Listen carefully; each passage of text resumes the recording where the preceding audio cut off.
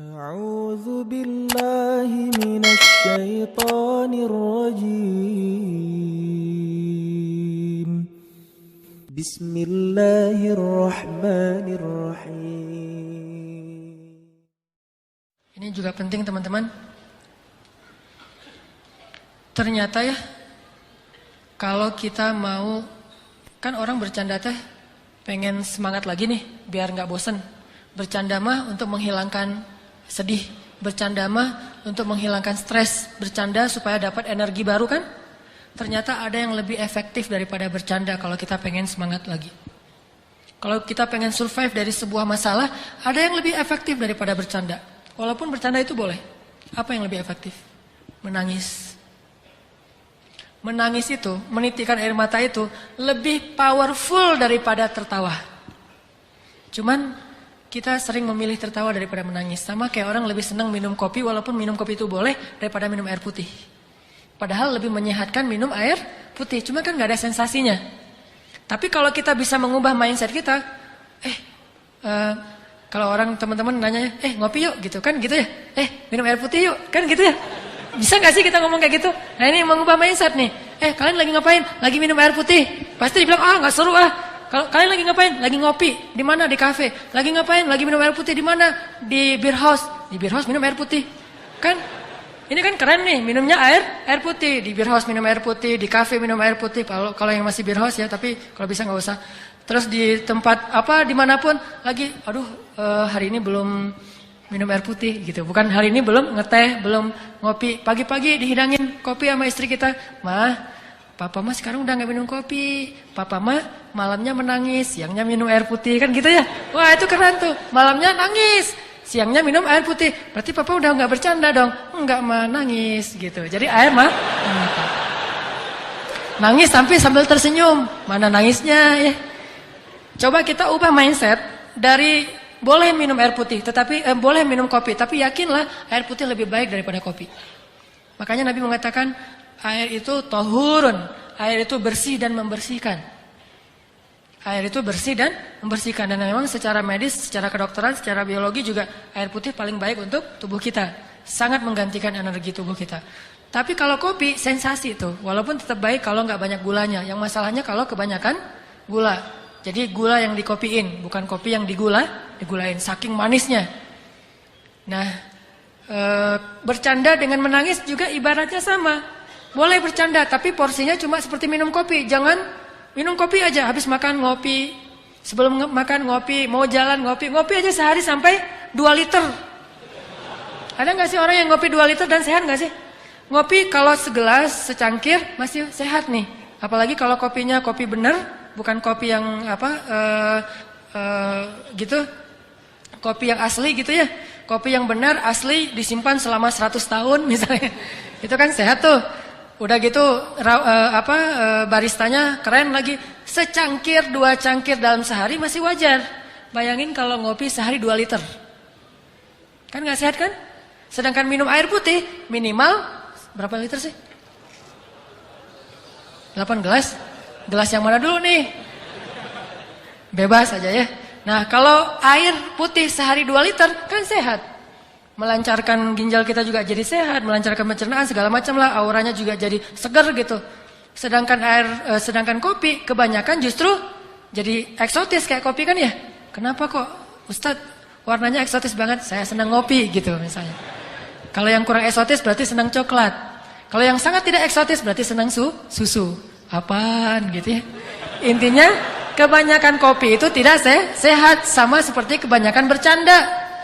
Bercanda sewajarnya, oke. Bercanda secangkir, bercanda 2 cangkir. Tapi bayangin kemana-mana bercanda. Sama kayak orang kemana-mana bawa botol aqua tapi isinya kopi. Ngopi lagi. Nggak bagus juga buat jantung dia. Makanya sewajarnya perbanyaklah menangis. Karena menangis itu air mata kita menggugurkan dosa dan membersihkan hati yang kotor. Air mata itu seperti hujan. Kalau di Arab itu diibaratkan hujan itu membersihkan rumah, daun-daun dari debu. Karena mereka mah padang pasir, daun banyak yang berdebu dibersihkan oleh air hujan. Maka begitulah air mata membersihkan hati seseorang. Coba nanti bayangin bedanya kesan habis ketawa sama habis nangis. Habis ketawa seru tapi capek. ketawa. Aduh capek juga ya ketawa ya. Capek kan? Tapi kalau menangis, insya Allah nggak akan capek. Kalau nangisnya karena dosa-dosa, nangisnya karena ingat Allah, nangisnya karena ingat akhirat, itu nggak akan capek. Justru habis nangis, semangat tuh. Beda banget kesannya habis nangis sama habis ketawa. Makanya ketawanya jangan kebanyakan. Nabi mengatakan, kalau kalian melihat apa yang aku lihat, kalian akan sedikit tertawa. Boleh ketawa, tapi sedikit. Dan banyak menangis. Makanya kalau teman-teman belajar, saya juga lagi belajar nih.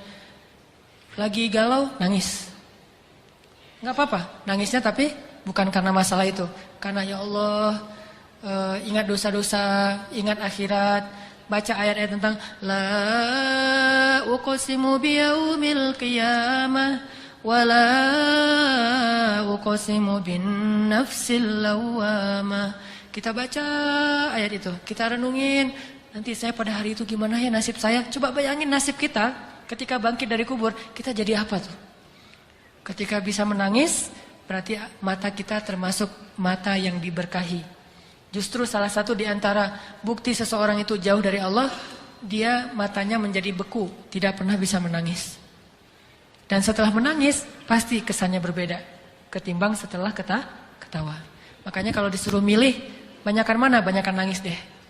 Tapi kenyataannya kita dalam sehari lebih banyak tertawa, hampir tidak pernah menangis. Tunggu nangis kalau udah banyak masalah banget baru nangis. Dan kita waktu itu akan ngelihat ketika kita banyak menangis, kita doanya lebih khusyuk, sholatnya lebih khusyuk, ngajinya lebih banyak kan ya. Energinya nambah kalau kita nangis, kayak dicas gitu. Sedangkan kalau ketawa jadi males. Sampai Nabi mengatakan kebanyakan ketawa itu bisa mematikan rasa di hati kita. Gak bisa lagi mendengar kebaikan. Orang kalau udah ketawa terus dinasihatin pasti dia nolak, bantah tuh. Makanya jangan kebanyakan ketawa. Boleh, tapi jangan kebanyakan. Itulah teman-teman fikih ketawa. Bagaimana kita menjadikan ketawa kita berpahala, menjadikan ketawa kita itu hadiah buat teman kita, menjadikan ketawa kita itu ikut sunnah, menjadikan ketawa kita itu benar-benar penyegaran tetapi tidak berlebihan, dan hindari ketawa-ketawa yang syubhat, dusta, ketawa yang jahil, ketawanya nyeleneh, hindari itu. Dan jangan juga terlalu banyak sehingga kita tetap bisa menangis di malam hari. Jadi kalau kita udah ketawa, tiba-tiba disuruh nangis agak susah. Saya kurang bisa ya langsung membalikkan kondisi dari habis ketawa nangis, susah. Kecuali ketawa, nangis kenapa ketawa kok nangis? Mati lampu. Lagi film, lagi bola gitu seru, tiba-tiba mati lampu kan nangis ya. Karena mau gol nggak jadi gara-gara bukan nggak jadi gol, nggak jadi ngelihat gara-gara mati lampu. Itu mungkin bisa, tapi bukan nangis karena Allah. Tangisi dosa-dosa, maka bergugurlah dosa itu.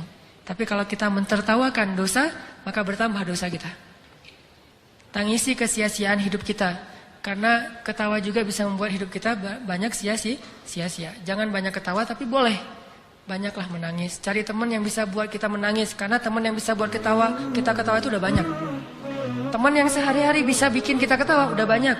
Yang sedikit itu teman yang bisa bikin kita menangis. Cari itu juga biar balance tadi tuh. Kalau nggak bisa menangis lebih banyak, minimal 50-50 deh. Yang penting harus ada nangis dalam sehari.